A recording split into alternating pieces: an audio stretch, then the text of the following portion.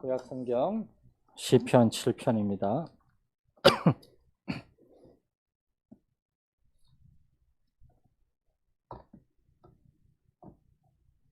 시편 7편 말씀 우리 1절에서 10절까지만 우리 한 절씩 교독하시겠습니다. 시편 7편 1절에서 10절입니다. 여호와 내 하나님이여, 내가 주께 피하오니 나를 쫓아오는 모든 자들에게서 나를 구원하여 내소서.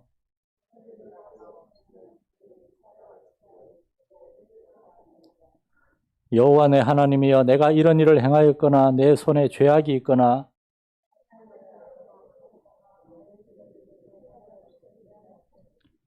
원수가 나의 영혼을 쫓아 잡아 내 생명을 땅에 짓밟게 하고 내 영광을 먼지 속에 살게 하소서.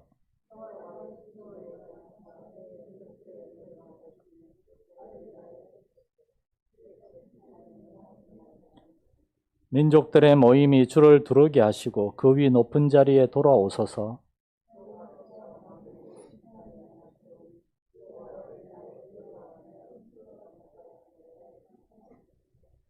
악인의 악을 끊고 의인을 세우소서. 의로우신 하나님이 사람의 마음과 양심을 감찰하시나이다.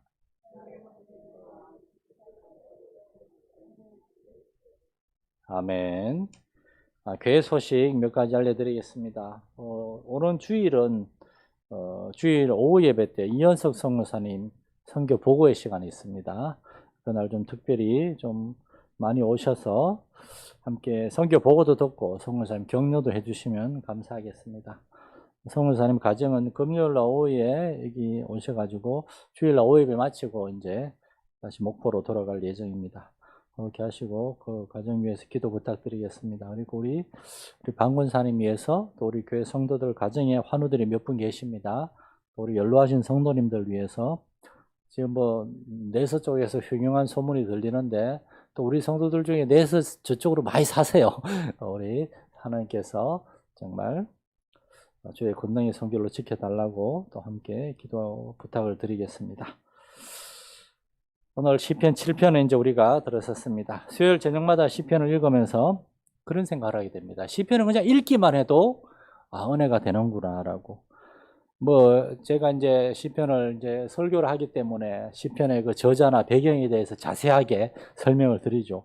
그런데 그냥 몇 번 반복해서 읽기만 해도 사실은 뭔 내용인지 정확히는 모르겠고 어떤 배경인지도 잘은 모르겠지. 그리고 어떤 시편의 저자를 알 수도 없습니다. 그럼에도 불구하고 시편을 읽으면서 가만히 생각하다 보면은 마음이 뜨거워지고 막 눈물이 나고 기도가 되고 그럴 때가 있습니다. 그래서 이제 많은 목사님들이나 이제 믿음의 사람들 그렇게 얘기합니다. 시편의 그 맛을 알아가는 것은 우리가 믿음이 자라가고 있다는 증거라고. 시편을 읽으면서 이제 아무래도 살면서 결혼하고 자녀도 낳고 자녀 사랑하고 예뻐하고 이제 커가지고 걔들이 말 안 들으면서 막 열도 받아 하고 그런 나중에 또 걔들이 또 독립해서 자기들의 삶을 이루는데 또 안쓰러워서 막 보게 되고 삶의 많은 일들을 겪으면은 이 시편의 말씀들이 더 마음에 와 닿겠죠. 젊은 사람이라고 그렇지 않다는 건 아닙니다. 요즘 우리의 삶을 힘들게 하는 일들이 젊은 사람에게 없습니까? 이처럼 시편의 저자들이나 우리는 다 똑같이 하나님이 창조하신 사람들입니다. 그리고 그들의 시편 저자들의 경험과 아픔과 상처 그리고 그 가운데서 그들이 깨달은 하나님의 은혜와 사랑 이런 것들은 우리도 똑같이 느낄 수 있는 것들이기 때문에 우리는 시편을 읽으면서 시편 저자들의 그 시련과 어려움, 그런 아픔과 상처 그걸 같이 느낄 수 있고 그 가운데서 그들이 어떻게 반응했는지 그리고 어떻게 하나님의 치유와 회복을 경험했는지를 보면서 감사할 수 있고 마음에 우리는 결단하고 그렇게 되는 겁니다. 하나님의 섭리에서 시편은 욥기 다음에 위치했습니다. 왜 욥기 다음일까? 사실 욥기 시편은 거의 같은 내용 연속입니다. 욥이라는 한 사람에게 닥쳐진 아주 극한 시련이 굉장히 1장에서 37장까지 길게 소개되어 있죠. 그러나 시편은 그만큼은 아니라 할지라도 시편에도 정말 많은 시편의 저자들이 많은 시련과 환난 가운데서 하나님 앞에 어떻게 반응했는가를 보여줍니다. 욥기와 시편을 통해서 우리는 우리 인생에 찾아오는 시련과 고난에 대하여 세 가지 중요한 원리에 대해서 우리는 알 수가 있습니다. 첫째는 살다 보면 이해할 수 없는 고난이 있다는 것입니다. 우리의 삶에는 이해할 수 없는 고난, 욥에게도 찾아왔고 다윗에게도 이해할 수 없는 고난이 찾아올 수 있습니다. 두 번째, 그러나 하나님은 좋은 분이시오. 하나님 우리와 함께 한다는 겁니다. 세 번째, 그러므로 우리는 하나님을 믿고 기다릴 수 있다는 겁니다. 첫 번째, 우리의 삶에 이해할 수 없는 고난이 있습니다. 두 번째, 그럼에도 불구하고 하나님은 우리와 함께 하십니다. 그러므로 세 번째, 우리는 하나님 때문에 믿고 참을 수가 있습니다. 우리가 하나님의 말씀을 읽고 기도하는 이유가 여기에 있습니다. 우리 혼자만 이런 시련과 고통을 당하는 것이 아니라 이런 사람들이 많이 있었다는 겁니다. 욥이 그랬고 시편에 나오는 많은 저자들, 다윗과 고라 자손과 아삽과 헤만의 자손들, 그리고 많은 무명의 저자들이 우리와 동일하게 어떤 면에서 더 극심한 시련과 환난을 당했습니다. 그런데도 그들은 하나님을 믿고 참았습니다. 기도하면서 기다렸습니다. 여러분, 장군 삶이니까 제가 넘어가는 겁니다. 다른 분들은 저렇게 전화 받으면 안 됩니다. 아시겠죠? 예, 분명히 말씀드립니다. 연로하신 분들만 이해하겠습니다. 소리가 다 들리고 집중이 안 되잖아요, 지금.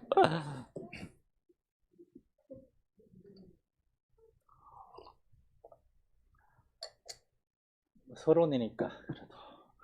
이처럼 우리도 성경의 인물들을 보면서 우리도 그들을 보면서 같이 기도할 수가 있습니다. 기도하면서 기다리는 겁니다. 오늘 새벽에 이제 시편 130편 말씀을 잠깐 묵상했는데 그 5, 6절에 굉장히 위대한 말씀이 하나 나오더라고요. 나 곧 내 영혼은 여호와를 기다리며 나는 주의 말씀을 바라는도다. 파수꾼이 아침을 기다림보다 내 영혼이 주를 더 기다리나니 참으로 파수꾼이 아침을 기다림보다 더하도다. 이걸 이제 어제 묵상하면서 도대체 이 시편 저자는 뭐를 그렇게 간절히 기다리는가? 파수꾼이 아침을 기다린다는 말은 밤새도록 성에서 보초 서는데 얼마나 피곤하고 막 눈에 힘도 들고 그 졸면은 그냥 바로 그냥 잡혀가 사형 당하거든요. 요즘 군대에서도 보초 서다가 그 졸거나 잡히면은 큰일 납니다. 영창 갑니다. 파수꾼이 그렇게 밤에 그냥 아침을 기다리면서 간절한 마음을 있는데 우리의 영혼이 그거보다 더 하나님을 기다리고 있다는 겁니다. 뭘 기다리는 겁니까? 하나님 응답해 주십시오. 응답해 주십시오. 하나님께 대한 간절한 소망을 가지고 하나님이 응답해 주시고 하나님이 날 만나 주시고 그래야만 내 마음이 안심하고 평안을 얻을 것 같은 거예요. 너무나 두렵고 답답하고 힘든 거. 물론 믿음이 없는 사람은 무슨 말인지 알지도 못하죠. 그러나 믿음이 있는 사람들, 하나님을 믿고 주를 섬기고 교회에서 형제와 자매들 돌아보고 그렇게 하다 보면은 그렇게 힘든 일들이 많이 있는 거예요. 그때 파수꾼이 아침을 기다리는 것보다 더 우리의 영혼이 하나님을 기다리는 그러한 마음으로 간절하게 기도하는 그 시인의 마음이 막 느껴지더라고요. 오늘 시편 7편 역시 이 시편에서 우리는 다윗이 이 시편의 저자인데 얼마나 답답하고 힘든 상황에 있었는지를 몇 번만 읽어봐도 알 수 있습니다. 1절, 2절에 보면은 다윗이 언제 그리고 어떤 상황에서 이런 시를 썼는가를 알 수 있습니다. 여호와 내 하나님이여 내가 주께 피하오니 나를 쫓아오는 모든 자들에게서 나를 구원하여 내소서. 건져낼 자가 없으면 그들이 사자같이 나를 찢고 뜯을까 하나이다. 다윗은 매우 위급하고 당황한 상황에 놓여 있는 걸 알 수 있어요. 어떻게 알 수 있느냐? 하나님이 내가 주님께 피합니다. 왜? 나를 쫓아오는 자들이 마치 사자같이 나를 쫓아오고 있습니다. 그런데 그들이 사자같이, 그들이 사자들같이 한 마리가 아닌 거예요. 원래 사자는 혼자 사냥하지 않습니다. 사자는 무리지어서 그냥 암사자를 필두로 사자들이 우르르 쫓아오는 겁니다. 여러분 별로 실감이 안 나시죠? 혹시 개한테 쫓겨보신 분 있으십니까? 개한테. 저는 개한테 쫓기는 사람을 2명을 봤습니다. 제 동생하고 제 아내. 말레이시아에서 개한테 쫓겨서 옷이 그냥 찢겼는가 물렸는데 얼마나 놀랐는지 그냥 저는 걔한테 쫓겨본 적 없습니다. 제가 걔를 쫓아본 적은 있지만.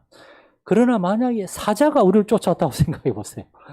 얼마나 무섭고 놀랐겠습니까? 우리가 어떻게 할 수 없는 거예요. 혼비백산하고 놀라고. 사자들이 우리를 몰려오면 우리는 죽었다 생각해야 됩니다. 제일 큰 놈한테 빨리 그냥 목덜미 물려서 봐야 죽는 게 낫지, 막 이리 찢기고 저리 찢기고 얼마나 두렵습니까? 다윗은 그런 위급한 상황에 처했다는 거예요. 그리고 14절, 15절 말씀해 보면 악인이 죄악을 낳으며 재앙을 베어 거짓을 낳았도다. 그가 웅덩이를 파 만들며 죄가 만든 함정에 빠졌도다. 악인들이 다윗을 빠뜨릴 여기저기 막 그냥 함정을 만들어 놓고 도망가야 되는데 함정들이 장애물이 도망도 못 가겠고 사면 초과의 상태. 다윗을 미워하고 다윗을 죽이려고 하는 사람들이 지금 다윗을 쫓아오고 있는 겁니다. 이러한 구절들을 통해서 우리는 다윗이 지금 누군가에게 쫓기고 있고 만약에 잡히면 죽을 수도 있는 정말 힘든 상황이라는 걸 알 수가 있어요. 오늘날 우리는 그렇게 누군가 우리를 죽이려고 쫓아오곤 하진 않죠. 그러나 우리도 마음이 무너지는 듯한 그러한 상태. 너무 답답하고 힘들어서 정말 마음이 완전히 무너져가지고 저도 살면서 제가 세려보니까 한 2번 정도 그런 경험이 있는 것 같아요. 마음이 완전히 무너져가지고 뭘 어떻게 해야 될지 모르겠고 그 중에 한 번이 2009년에 이제 저희가 선교지에서 처음으로 12월에 한국에 들어왔을 때 갈 데도 없고 정말 집도 말레이시아에서 2층집 대굴 같은 집에 살았는데 한국 오니까 우리가 400만 원을 들고 말레이시아에서 들어왔는데 말레이시아에서 8년 반 있다가 한국에 이제 400만 원 들고 2명이 나갔다가 4명이 돼가지고 들어왔는데 2명이면 그냥 아무 데서나 살 수 있죠. 근데 4명이 되니까 이제 초등학교에 들어가야 되는 딸하고 아무것도 모르는 아들하고 들어왔는데 갈 데가 정말 막막했어요. 그래서 2010년까지 그 한 10개월, 11개월 동안 그때 이제 제 나이가 40이 딱 됐을 때인데 정말 마음이 무너지는 경험을 했습니다. 우리 부모님도 너 왜 선교지에 나가가지고 한국에 들어와서 목회도 못하고 이 고생이냐. 우리 친구들도 아니 선교지에 나갔다 왔으면 좀 큰 교회에 뚝 부임해서 가지 지금 뭐 하는 거야. 누구 뭐 싫어서 안 들어가고 얼마나 마음이 무너지고 정말 가족들한테 참 가족들은 그런데 그때 아무것도 그냥 저한테 뭐라 그러는 사람이 없는데 미안하고 우리 부모님들 보기에도 미안하고 참 저도 얼굴이 두꺼운 편이지만 그때 굉장히 힘들었습니다. 그런데 아마 우리 성도들은 살다 보면 이런 거하고 비교도 안 될 정도로 뭐 직장을 갑자기 잃게 되었다거나 직장이 갑자기 옮겨졌거나 뭔가 우리가 원하지 않는 그러한 정말 불합리하고 억울한 상황을 정말 그렇게 수고하고 애썼는데 인정을 받지 못하고 정말 우리의 영혼과 자존심이 정말 인정받지 못 짓밟혀지는 듯한 그러한 느낌? 이제 세상 사람들을 종종 그런 표현 하잖아요. 막 짓밟혔다 그런 표현 하잖아요. 우리가 이 세상에서 이 혹독한 세상에 살아가다 보면 우리 성도들이 그러한 일을 얼마나 많이 경험하겠습니까? 믿었던 사람들에게 뭐 배신까지는 아니더라도 너무나 정말 이해할 수 없는 그러한 말과 그러한 행동을 그걸 받았을 때 다윗이 바로 그러한 상황에 처해 있는 겁니다. 이때가 적어도 다윗이 왕이 된 이유는 아니라는 걸 알 수 있어요. 왕이 된 이후에는 다윗을 이렇게 위협할 상황은 한 번밖에 없었습니다. 그 아들 압살롬이 다윗을 배신했을 때. 그리고 그런 상황이었으면 제목에 그걸 썼을 거예요. 그러나 다윗은 그런 제목을 쓰지 않고 전혀 다른 제목을 여기 언급하고 있습니다. 시편 7편의 표제 제목은 다윗의 시가용 베냐민인 구시의 말에 따라 여호와께 드린 노래. 이럴 때 이제 목회자가 필요한 겁니다. 이런 거는 목회자가 이제 말씀을 연구해서 나눠야 되는 내용들이죠. 시가용이라는 말은 성경에는 이거 한 번밖에 나오지 않습니다. 그런데 히브리어 시가용에 복수형이 있습니다. 시기오노시라는 말입니다. 히브리어로는 같은 의미인데 시가용은 슬픔, 탄식이라는 뜻입니다. 시기오노스는 슬픔들, 탄식들이에요. 시기오노시라는 말은 하박국 3장 1절에 시기오노스에 맞춘 선지자 하박국의 기도라. 어떻게 하나님을 믿는 이스라엘이 하나님 믿지 않는 이방 우상을 섬기는 나라들한테 이렇게 망하고 어떻게 이럴 수가 있습니까 하면서 탄식하면서 혼자가 아니라 여러 사람이 막 탄식들을 하면서 기도한 게 그게 시기온옷이고, 오늘 본문의 표제 다윗의 시가요는 다윗의 탄식, 다윗의 슬픔입니다. 시편 7편에서 다윗은 그 마음이 너무나 슬프고 답답한 가운데 탄식하면서 기도하고 있는 겁니다. 왜 그랬을까요? 시편 7편의 표제에는 또 이렇게 되어 있습니다. 베냐민인 구시의 말에 따라 여호와께 드린 노래. 베냐민 사람 구시. 구시는 성경에 다른 데 나오지 않습니다. 이 사람이 누구일까? 많은 학자들이 베냐민 사람 구시라는 구조를 연구했는데, 이 사람은 구시라는 이름이 있는 게 아니라 다른 누군가, 정말 다윗을 힘들게 하고 다윗을 죽이려고 하고 다윗을 곤란에 빠뜨리는 사람이 있는데, 그 사람의 이름을 다윗이 말로 언급할 수가 없어서 마치 요한계시록에서 로마 제국을 바빌론이라고 대명사로 언급한 것처럼 어떤 사람에 대해서 다른 가상의 이름을 써가지고 베냐민 사람 땡땡이라고, 이런 식으로 베냐민 사람 굿이라고. 그 사람은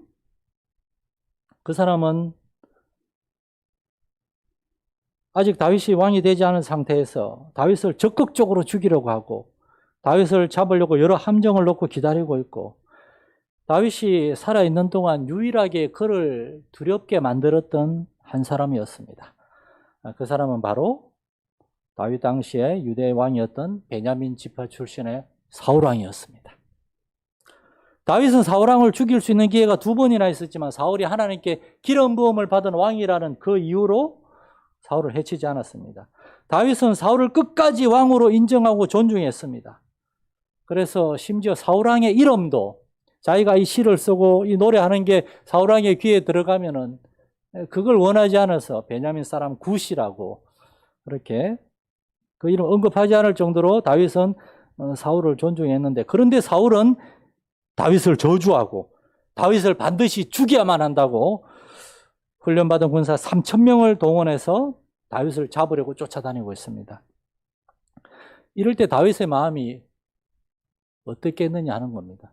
사울은 다윗의 장인어른입니다. 그리고 다윗이 젊을 때 충성을 맹세했던 왕입니다.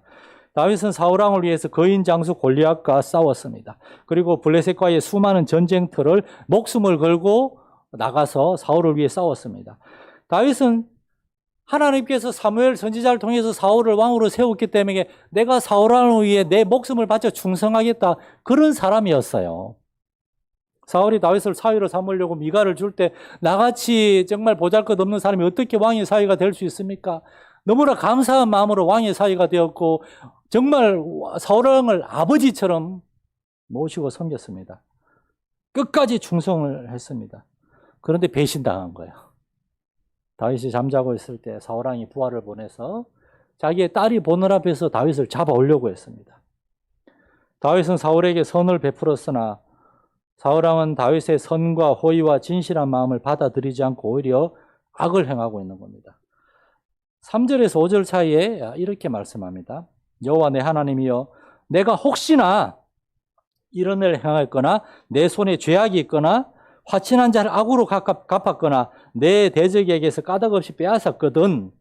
그러니까 내가 만약 사울이나 아니면 사울 주변에 나를 미워하는 사람들에게 내가 무언가 악을 행했거나 그랬으면은 원수가 내 영혼을 쫓아잡아서 내 생명을 땅에 짓밟게 하고 내 영광을 먼지 속에 살게 하소서.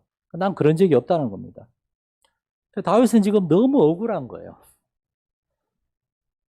자신은 사울왕에게 충성을 다했는데 사울왕이 다윗을 미워하고 저주하고 있다는 말을 전해 들었을 때, 그리고 그가 자기를 죽이려고 군사를 3,000명을 데리고 오고 있다는 소식을 들었을 때 너무나 마음이 답답하고 괴로웠습니다. 내가 도대체 무슨 잘못이나 무슨 악한 일을 했다는 말인가? 여러분, 이것이 시편 7편을 기록한 다윗의 상황입니다.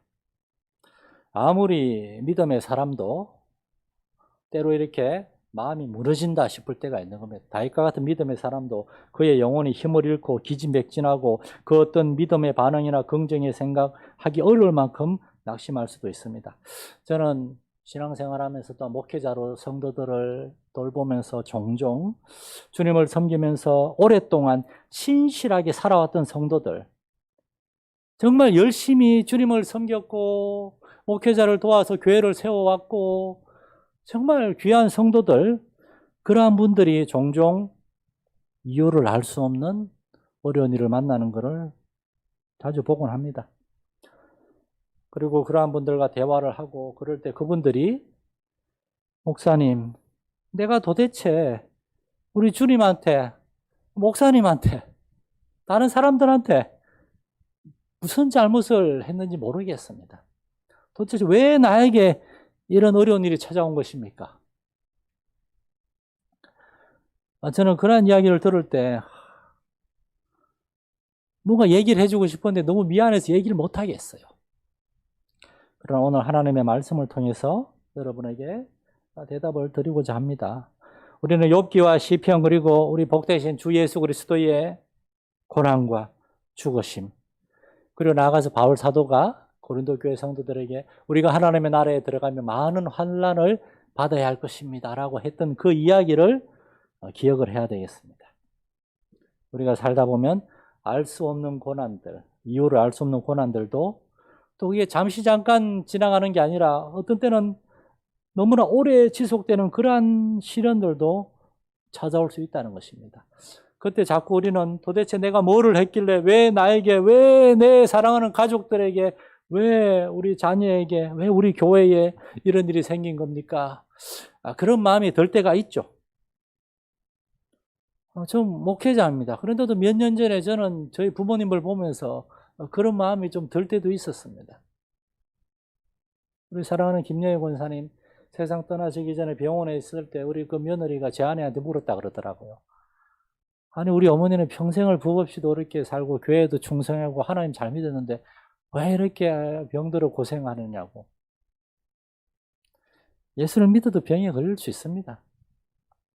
오늘 시편 7편에서 이 다윗은 정말 우리 모든 사람이 경험할 수 있는, 사실은 우리보다 더 힘든 경험에 처했죠. 다윗은 목숨에 정말 위협을 받고 있는 그러한 상황에서 우리가 던질 수 있는 질문, 우리가 종종 아마 던졌을지도 모르는 질문, 왜 나에게 이런 일이 찾아온 것입니까? 이러한 질문에 대해서 다윗은 뭐라고 대답을 주고 있습니까? 다윗의 대답은 없다는 겁니다. 무슨 말인가 하면 다윗은 베냐민 사람 구시, 즉 사울의 자신에 대한 악한 말과 비방과 거짓말, 심지어 자신을 죽이려고 하는 그러한 온갖 악행 앞에서, 그러니까 너무나 억울하고 말도 안 되는 그러한 시련 앞에서 다윗은 하나님께 질문을 하지 않았다는 겁니다. 다윗은 자신의 처한 두렵고 급박한 상황에 대해서 마치 여러 마리 사자들에게 쫓기는 듯한 그러한 위험한 상황에 대해서 하나님께 호소합니다. 온 마음을 다해서 1절에 여호와 내 하나님이여 라고 탄원하고 호소합니다. 그러나 다윗은 왜 나에게 이런 일이 찾아오게 하나님 그냥 두셨습니까? 라고 질문하지 않았습니다. 이 다윗의 태도는 마치 겟세마네 동산에서 기도하시는 예수님의 모습하고 동일합니다. 예수님은 하나님께 이렇게 기도하셨습니다. 아버지여, 할만하시거든 이 자리 내게서 지나가게 하옵소서. 그러나 내 뜻대로 마시고 아버지의 원대로 하옵소서. 무슨 말인가 하면 그거는 예수님이 십자가를 지기 싫다 그런 얘기한 게 아닙니다. 십자가가 아니라 다른 자는 아닙니까? 왜냐, 십자가는 나무에 달린 자마다 저주를 받은 자라고 하는 유대인들에게, 예수님의 제자들에게 너무나 상처를 주는 방법이거든요. 예수님은 이미 예루살렘에 가기 오래전부터 인자가 예루살렘에서 고난을 받고 이방인들에게 넘겨져서 죽임을 당하고 3일 만에 다시 살아나리라 다 알고 계셨어요. 그리고 나중에 누가복음 22장에 그 엠마오로 가는 두 제자에게 인자가 많은 고난을 당하고 영광이 들어갈 것이 아니냐. 예수님은 고난 당하고 죽을 걸 다 하셨어요. 피하지도 않았고 도망가지 않았습니다. 그런데 겟세마네 동산에서 예수님의 말씀은 대속의 죽음 자체를 거부한 것이 아니라 이 잔이 맞습니까? 이 방법이 맞습니까? 라고 물은 거예요. 그리고 하나님이 그게 맞다 그랬을 때 예수님은 그 십자가의 길을 묵묵히 걸어가셨습니다. 예수님은 도망가지 않았고 거부하지 않았습니다. 사랑하는 성도 여러분, 여러분에게 이 말씀을 드리는 것이 너무 미안하고 괴롭지만 이것이 성경의 메시지입니다. 오늘 시편 7편의 메시지입니다.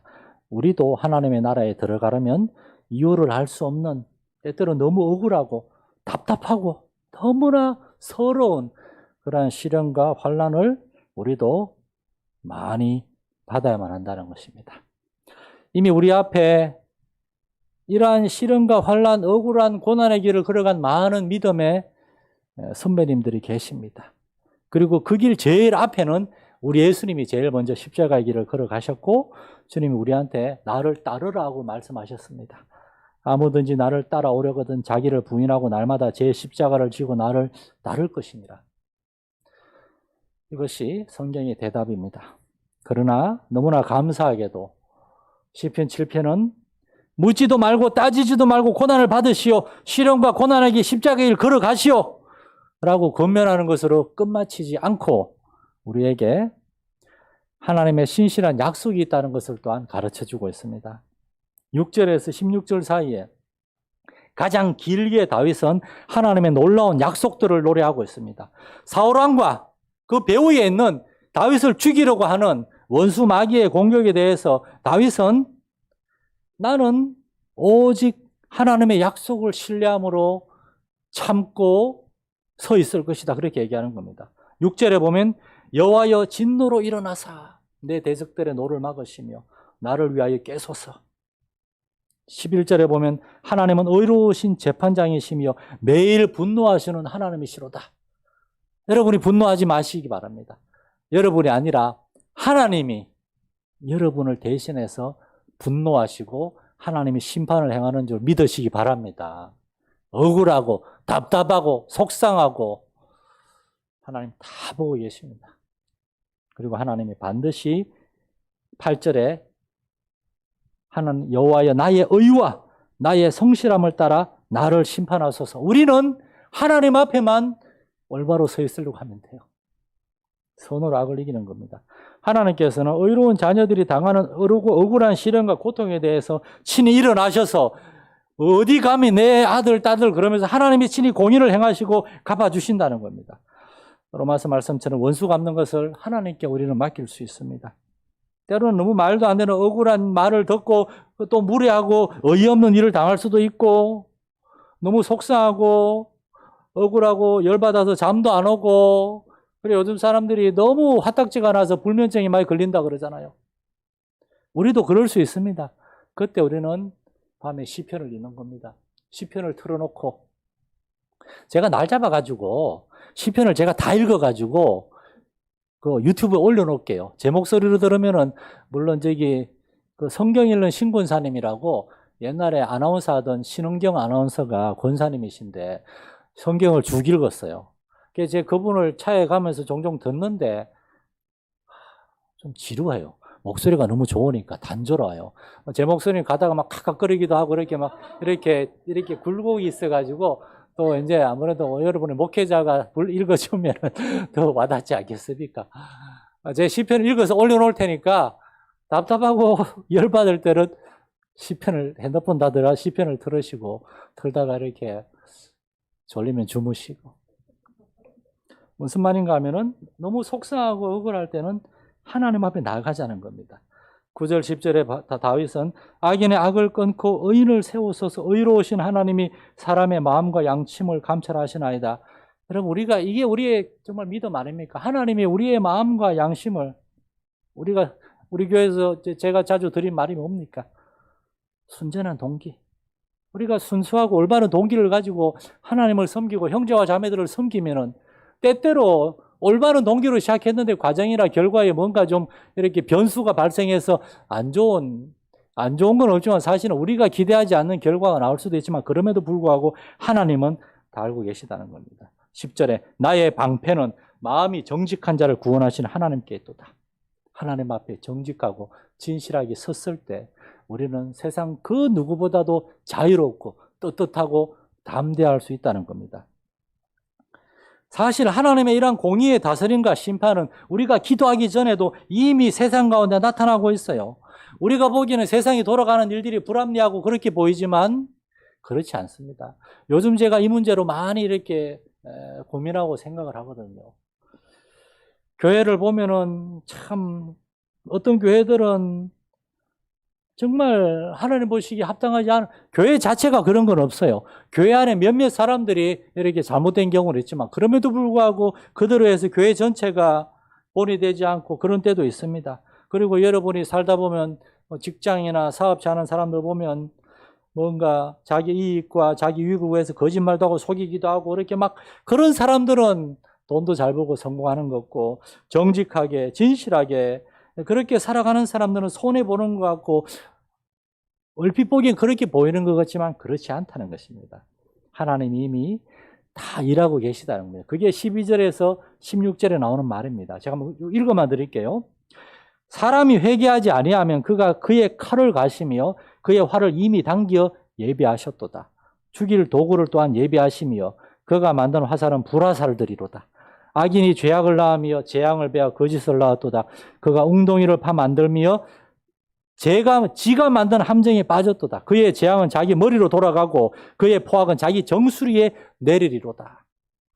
의로운 다윗을 죽이려고 그러고 의로운 다윗에게 저 다윗이 나를 배신했다. 저 다윗이 왕이 되려고 했다. 말도 안 되는 유언비어로 다윗을 궁지에 몰아넣고 있지만 그러나 결국에 하나님은 공의의 심판을 행하셔서 사울이 회개하지 않고 그럴 때 하나님께서 하나님의 화살로 사울을 맞췄고 다윗은 싸우지 않았습니다. 다윗의 손으로가 아니라 하나님의 블레셋 사람의 손으로 사울을 심판하셨고 사울이 죽자마자 온 이스라엘의 민심이 다 다윗에게 가잖아요. 이런 게 바로 하나님이 다 다스리고 있다는 겁니다. 하나님이 모든 것을 다스리십니다. 그러므로 다윗은 비록 시가연 탄식의 노래로 시작을 했으나 그러나 결국에는 다른 많은 시편들과 마찬가지로 하나님께 감사하고 찬양하는 노래로 시편을 마무리하는 겁니다. 17절에 내가 여호와께 그의 의를 따라 감사하며 지존하신 여호와 이름을 찬양하리로다. 우리가 세상을 살다 보면 이유를 알 수 없는, 때로는 이유를 알겠지만 이유를 알기 때문에 더 열받고 더 속상하는 억울한 그런 일들을 당할 수도 있겠죠.